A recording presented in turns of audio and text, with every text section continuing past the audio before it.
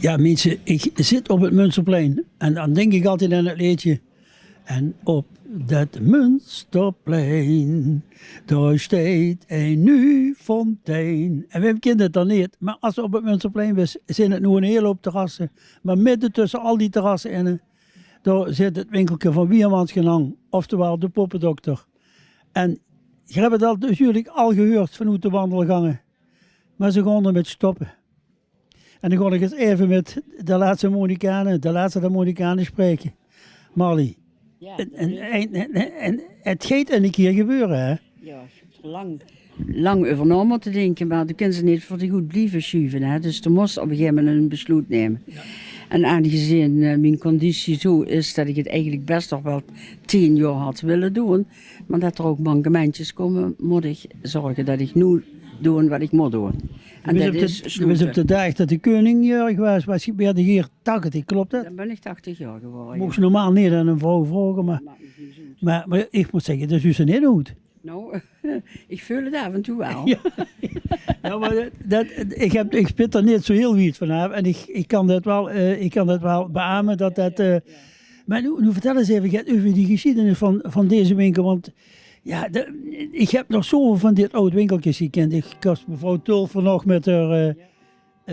met de tante Gerda gezag. Ja, tante Gerda. En dan vroeger Mia Bremmers. Ja. Dat waren die oud-gedienden. Maar deze winkel, de Poppendokter, vertel eens over. Wie is er ontstangen? Wie er ontstangen is? Ja, ik denk dat het ook al heel goed bekend is. Mijn ouders zijn in 1943 getrouwd en in dit pand getrokken. En op een gegeven moment, ja, ze willen hier een zaak beginnen. Dus er was van alles niks te krijgen in de oorlogstijd. Dus ze zijn eigenlijk begonnen met koffers die ze kosten aanschaffen. Die werden gevuld met leerwerk, zoals portefeuilles, portemonneetjes en van alles. En dat is eigenlijk de aanvang van de verkoop geweest. Ja. Die hebben ze verkocht. En niks met speelgoed te maken? Had niks met speelgoed te maken, nee. Toen is de evacuatietijd gekomen en mijn vader moest met de mannen naar Duitsland. En wie ze terugkwamen was er niks meer. Dus ze zijn nou de oorlog wel opnieuw begonnen. En omdat ze altijd graag een speelgoedzaak willen openen, hebben ze dat toen gedaan. Dus dat was een wens van mam of van pap? Dat was mijn moeder haar grootste wens, maar mijn vader vond dat helemaal geweldig. En dat kon zich er ook gans instorten. Met het gevolg dat ja, de inkoop ging gebeuren, de mensen kwamen voor de artikeltjes. Het was natuurlijk allemaal nog niet zo groot, er was ook nog niet zoveel geld. Maar in de tijd van de wederopbouw hebben ze zich aardig naar boven gewerkt. Mijn vader werd de eerste poppendokter in Remun. Hij heeft in de tijd ook cursussen voor genoten. Cursussen? Ja, cursussen. In Zuid-Duitsland waren een paar grote industrieën van poppenmerken. En daar is hij hergegangen en daar heeft hij zich laten voorlichten wie en hoe bepaalde dingen moesten gebeuren. Dat was ook uniek, hè? Want ja, hoe vond je dat nog in de Poppendokter? Nou, later, in de 50er jaren, was het toch wel een praktisch eerder stad van Nederland. Ja. En de Poppendokter in een speelgoedzaak. Mensen gingen dat toch meer doen. Mensen, ja, nu spreken ze over duurzaamheid, maar toen lieten ze ook een pop repareren. Hè? Ja. En zo is dat eigenlijk gegroeid. En ja, de naam Poppendokter is verwant geworden aan oorzaak. Ja. Wiermans Genang werden genoemd, maar het was heel veel de Poppendokter. Uiteindelijk heeft mijn broer de zaak overgenomen. John, ja. En die was de Poppendokter van Remun, zo werden er ook genoemd. Met de nuttige grapjes erbij natuurlijk. Ja. En ja, op een gegeven moment hadden bijvoorbeeld artikeltjes wie fobartikelen voor de jeugd en allerlei leuke dingetjes neven of speelgoed. En daar werden de naam Poppendokter ook voor gebruikt. Hè. Wat wil ze hebben? Stinkbumpjes, neuspoeier, jeukpoeier. Moesten naar de Poppendokter. Het is niet te geloven. Ik heb ooit eens een keer, ja, toen hadden we nog een beetje verbale strijd met de Nuulveer als vastelandsvereniging uit de dijkheid en toen heb ik eens een opgemaaide keutel gekocht hier, want als ze het moest hebben, dat hadden ze hier, hier hadden ze dat. En toen heb ik aan die uren gevraagd, dat ding daar midden op die vloer gelag, stond bij mij geseerd. Dat was de rel van heb ik jou daar. Hè. Maar ik heb dat toen ging dat zo. Hè.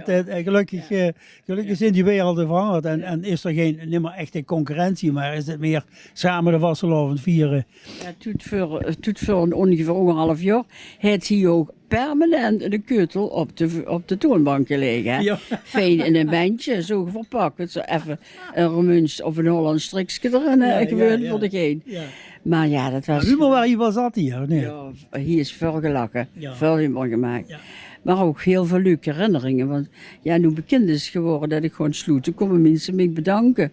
Ja, dat is altijd met plezier gedaan. Dat is gewoon een gezellige tijd geweest. Ja.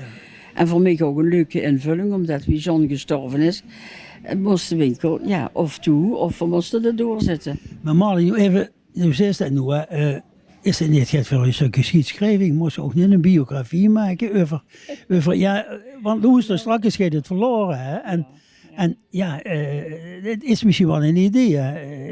Ik heb daar ook het genoegen van gehad om via Ruud Kersten een biografie te laten maken. Maar dat is natuurlijk een fantastisch idee om de bus ook verband met een hele vereniging, maar dat geldt ook voor die zus en dat geldt ook voor John en dat geldt ook voor die papa mam, geloof ik, of niet? Ja, mijn vader was ook heel betrokken.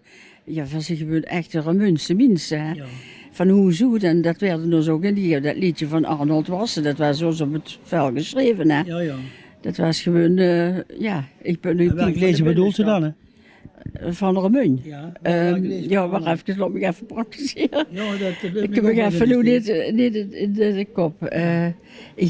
Ik vond een steen uit de binnenstad. Dat ligt bij mij toe op een show. En met mijn vader naar de kapel. En weet je, die teksten. Ja. En dan zit ze nog op je veldje. Daar ben ik wel op bij betrokken. Ja, daar heb ik ook al jarenlang met een bestuur kunnen zitten. En ook een hele leuke, enthousiaste groep mensen rondom me heen. Ik vind het gewoon heel erg fijn. En nu kreeg ik dan misschien nog wat meer tijd voor. Want bij dagactiviteiten moest ik het altijd afzien. En dan kon ik niet meer doen. Omdat ik hier moest zien. Maar misschien dat het nu wel een keer gaat. Maar waar was die hoofdberoep dan? Behalve dat ik ben, verpleegster ik ben in het, de poppendokter. Ja, assistente van mijn vader. Ja. Nou, ik ben zelf in het onderwijs gegaan. Ik ben jarenlang aan de kapel, in de 40 jaar aan de kapel aan de Alphonsus Show geweest. Eerst als leerkracht en later als directeur. En ik heb er ook van genoten. Ik moet zeggen, ik heb een prachtig leven gehad. En nog? Je zou hetzelfde over doen? Ik zou hetzelfde weer over doen, ja. En ook weer in de... Ja, ook. Ja. Ik heb wel eens geroepen, als ik dan kijk wie voor soorten artikelen dat we hebben.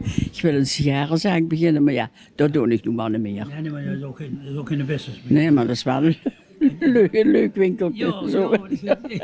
Ik heb jaren sigaren geroken, dat werd heel even. Dan werd het ook steeds minder. Sigarenzaken. Ja. Maar doe even, en dan vallen geen lege hoeren voor. Dus nee. als je zegt, ik ken misschien zeker nog niet. maar je kan dan zelf de teaching in. Nee, ik heb een heel gezellige familie. Ik ben bij allerlei dingen betrokken, ook met de jeugd nu. Ik heb net pas een achterneefje gekregen. Dus ik ben tante of zo gaat. Ik kreeg binnenkort ook nog eens een keer ik word er nog een geboren bij een van de kinderen. Ja, daar kan ik nu ook wel op verheugen. Hè. Dan kan ik misschien ook wel weer steun verlenen of helpen of wat ook, als het nog gaat. Ja. Als ze mij dat toevertrouwen. Hè. Ja. En dat is natuurlijk wel de meest bekende tante dan van de familie. Hè? Want dat denk ik wel. Hè? Ja. Want en je hebt in het onderwijs gezeten, dus je hebt altijd toch al de link met de kinderen gehad, hè? Met de school en de kapel. Nu nog, met de school heb ik nu minder van doen natuurlijk, maar de aardleerlingen, die tref ik hier, die komen naar binnen. Kent je mij nog? Of?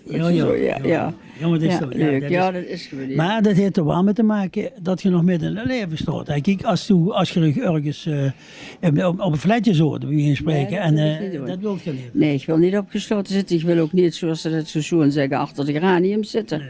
Ik zit er liever voor en bemoei me ergens met. Maar nu dan ik toch even naar dit.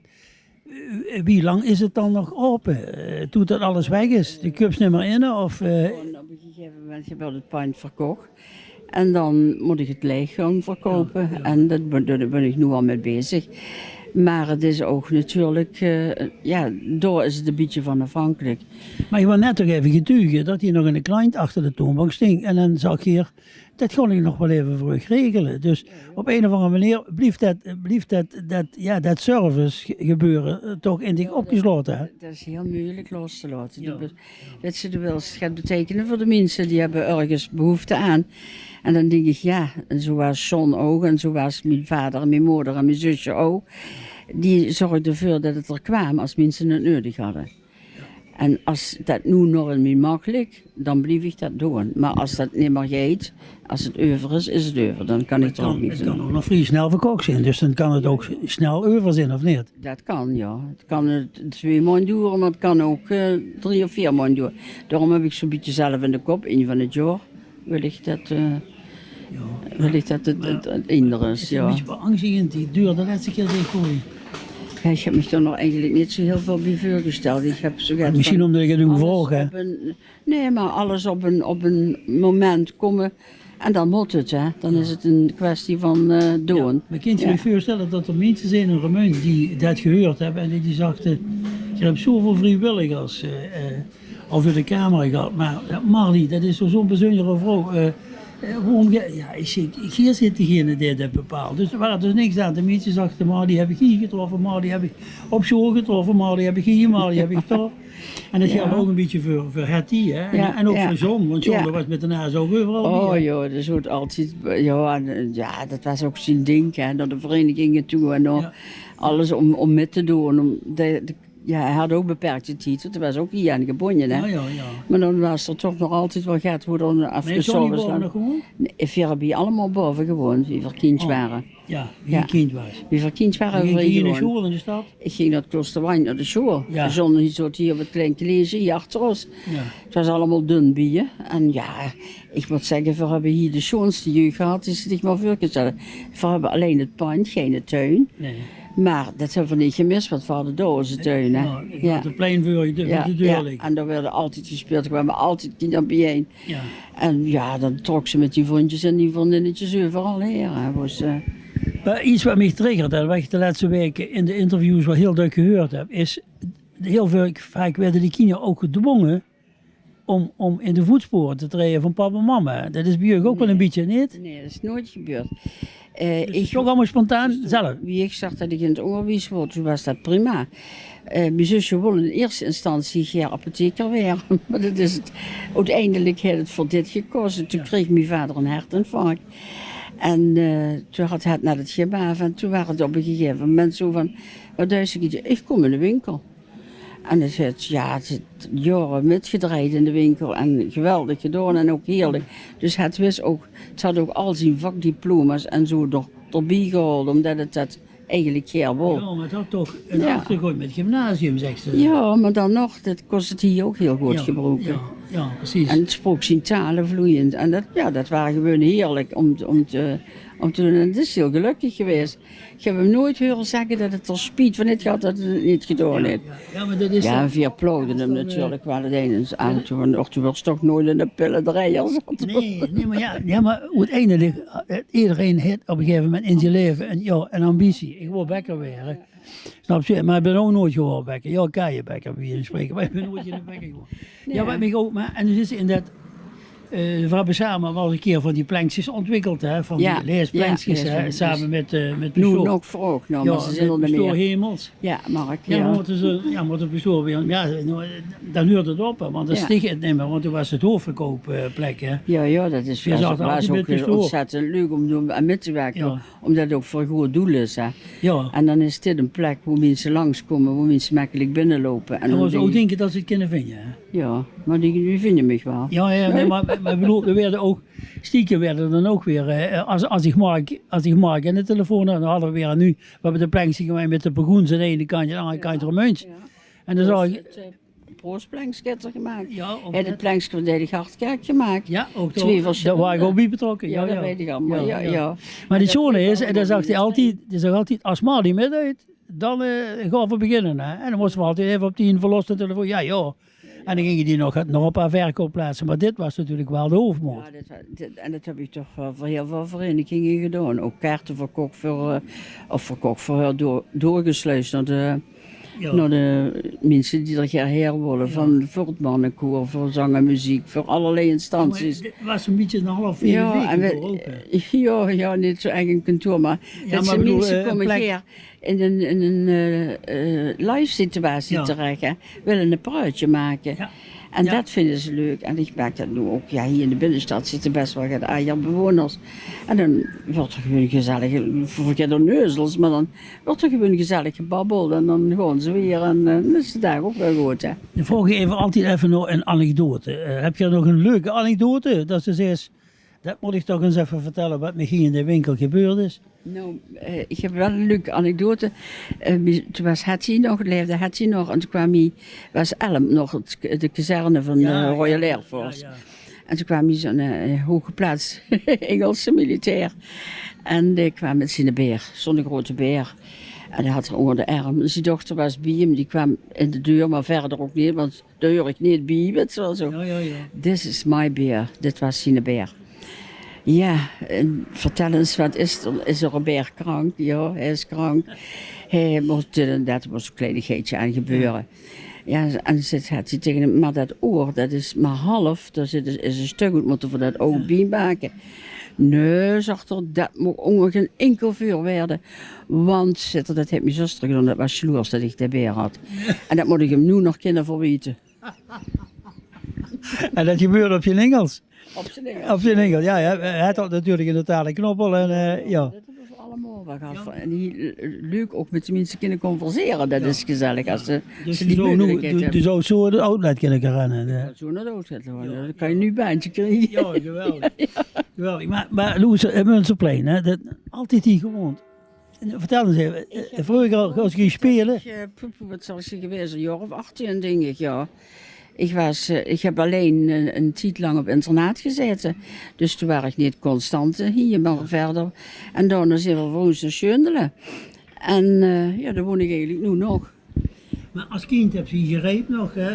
Rijpen om de kiosk. Voor de mensen Lunch veroveren, wat ik nooit gesnapt heb. Met een aantal jongens woonden hier rond jongens hier. En dan moesten ze met een zak met ze gooien. Maar ik snap het nu nog niet. Dus, Die line, ja, en vroeger ballen. ook, Ballen met kaatsenballen tegen Ja. de kerk. Ja, de rolschaatsen. Ik weet dat we hier leren rolschaatsen. Eerst met 1 en dan met 2. En dan kostte hier achter voor het college was een gladde weg, een asfalteerde weg. Ja. Maar dan hadden ze dan een keer gans vol met kezeltjes gestrooid om dat aan te rijden. Ja, en dan vielen voor ze natuurlijk de knieën kapot. En dan was mijn moeder heel bedroefd. Dan zei ze, kinderen, heb ik zo goed afgeleverd. En dan heb je de ganse been kapot. Maar nou even, vind je dit nu een verrijking voor het Munsterplein? Of wat, wie kijk je er tegenaan? Ik vind het een heerlijk plein. Het is ook oergezellig als het zuist met de terrassen. Maar als bijvoorbeeld in zijn dag alles opgeruimd is, zo naar de Winter Arena bijvoorbeeld of zo, dan is even alles vrij. Dan denk je, och ja, zo is het plein. Dus het heeft beide zijn charmes. Het is ontzettend leuk om de mensen te genieten, ook als er in het weekend muziek is. Dat is gewoon hartstikke gezellig. En dat brengt een sfeertje. Maar ik moet zeggen, als het eens een keer gans leeg is, dan gaat die nertje ook wel bleuien, hè. Ik zou oeren met u kunnen kallen. Het programma is maar een minuut of 12, we hebben dat niet al overschreven. Dus ik denk dat maar laten we u een beste herinnering hebben. Niet alleen u, maar Hetty en ook John. Ik heb die nog gekend. En de papa en de mam, die hebben hier wel neergezet. En hier heb je geweldig het gedaan voor de Roemeense mensen. En dat je die bloemen, ik heb ze ergens staan, neven mij. Oh, de bloemen van... de bloemen van Ummer. Ja, dat is Ummer heeft altijd een geweldige bouquet. En als ik die maar goed reed, dan kus ik die over. Zijn toch leeft. Je blijf maar rustig staan zitten. Ja, zie ik dat. Dank je mij voor alles wat je gedaan hebt. Hè. Ja, die ook bedankt. En dan pak ik gelijk de fly van... Het blijft een heerschap. Een beetje omhoog duwen. Het blijft een heerschap. Die weer ook altijd hier lekker krummelvlei. Die eet er straks met schip niet zo op. Grummelkesvlei, lekker. Krummelkesvlei, hè? Die gaat vanavond eraan. Hey, geweldig. Ik wil nu nog even de mensen zeggen, heb je ook zo'n geweldige vioolwilliger? Die komen natuurlijk niet elke dag voorbij. Hè. Die is mevrouw die al 8 keer de teen heeft gehaald, dus die al 80 is. En die in de winkel is geboren en getogen en heeft alles metgemaakt hier op het plein. Maar het hoeft niet allemaal dezelfde te zijn. Heb je een vrijwilliger die veel van de gemeenschap doet, laat het dus weten. Of een andere persoon er is. En dan zien we ons zaterdagavond op de eigen lokale zender Kanaal 45, Roermond Nieuws. Hartstikke bedankt, meid. Heel graag gedaan, Ja. gedaan. Dit programma wordt mede mogelijk gemaakt door Albert Heijn Heerschap en Bakkerij Heerschap. 365 dagen per jaar ambachtelijke en verse producten van Bakkerij Heerschap. Verkrijgbaar bij de Albert Heijn Heerschap supermarkten in Roermond.